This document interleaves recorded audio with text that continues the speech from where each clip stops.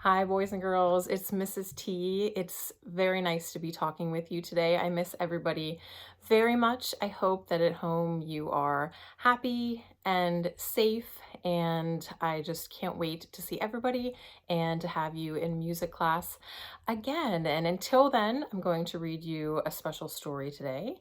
So thanks for tuning and watching me. This story is called Bravo Livingston Mouse. And wouldn't you know that Bravo is a very musical mouse. So I wanted to share with you a musical story about Bravo.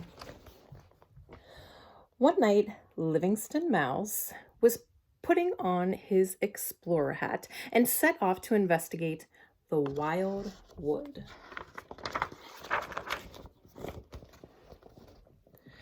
As Livingstone ran into a clearing, he found a woodpecker and a beaver building a stage. It's for the dance performance by special artists, said the woodpecker proudly. The show starts in an hour. If you hurry, you might catch the foxes rehearsing their foxtrot, said the beaver, pointing to the edge of the clearing. Great, said Livingstone. Save me a seat for the show.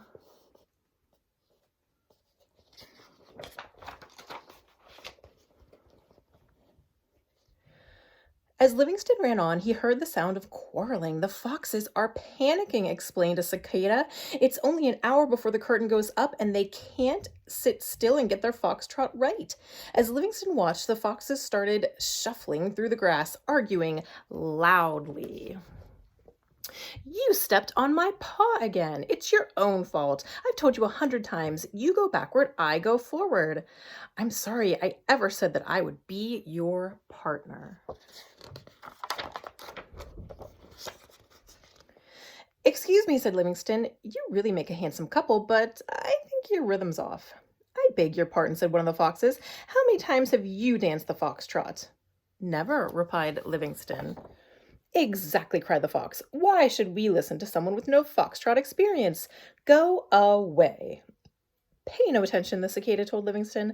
Foxes are very bad-mannered. As Livingstone and the cicada wandered off, they came across a bored-looking bee.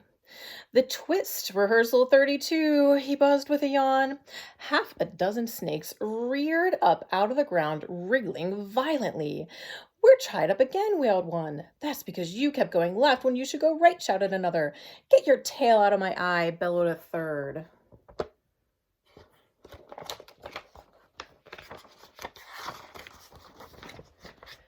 Excuse me, said Livingstone. I really like the way you wiggle, but I think your rhythm's off. I beg your pardon, said one of the snakes. We do not wriggle, we slither. Do you slither? No, replied Livingstone. I scurry. Exactly, cried the snake. Why should we waste time speaking to a creature that scurries? Go away. I'm fed up with these stubborn snakes, cried the bee, and he flew off with Livingstone and the cicada.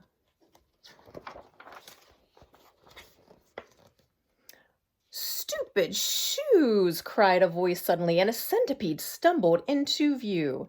He's supposed to perform the clog dance tonight, chirruped a grasshopper, but he keeps tripping over his boots.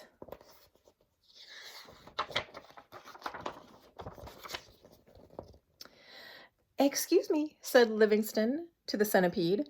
I like your shoes, but your rhythm's off. I beg your pardon, said the centipede.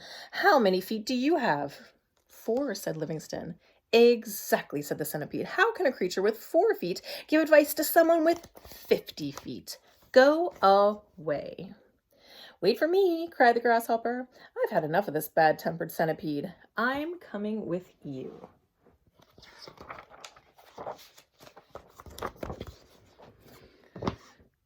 On a patch of grass, 8 frogs faced each other in a square. Bow to your corner, croaked a large frog. Let me see, do-si-do, yes, that's it, do-si-do, take your partner, no, don't, bow to each other instead, I think. Wait a minute. Ouch, cried the frogs as they fell over each other. He's mixing them all up, chirped a katydid. He's a hopeless square dance caller, giggled a cricket. I get so confused, wailed the large frog.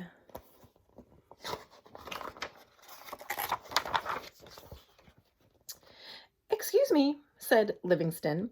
"You have a beautiful voice, but I think your rhythm's off." "I beg your pardon," said the frog. "Did you squeak?" "Yes," replied Livingstone. "Exactly," cried the frog. "How can a creature that squeaks know anything about croaking square dance instructions? Go away." "How rude," tutted Katydid. "Come with me," said Livingstone to the cicada, the bee, the grasshopper, the cricket, and the katydid. "I have an idea."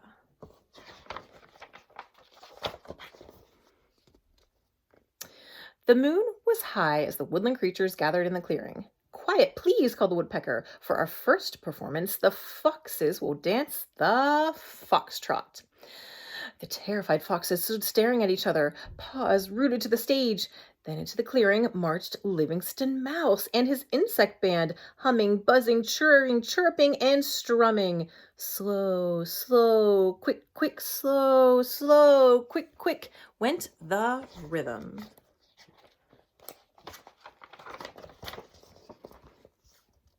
Suddenly, the foxes began to dance. Around and around they twirled in time to the music. "What perfect rhythm!" cried the woodpecker. "What a perfect foxtrot!" Livingstone raised his baton once more.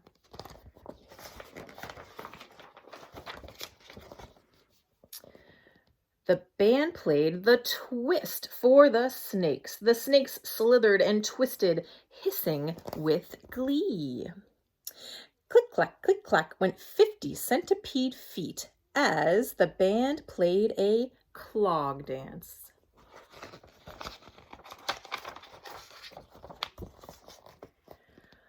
The frogs bowed and do-si-doed again. "Swing your partner," cried the frog as he croaked his square dance instructions in time to the music. At last, a pale light shone through the treetops. Livingstone laid down his baton. "3 cheers for Maestro Livingstone Mouse," cried the woodland creatures. "You saved our show. Will you play for all of our performances?" "I will," said Livingstone.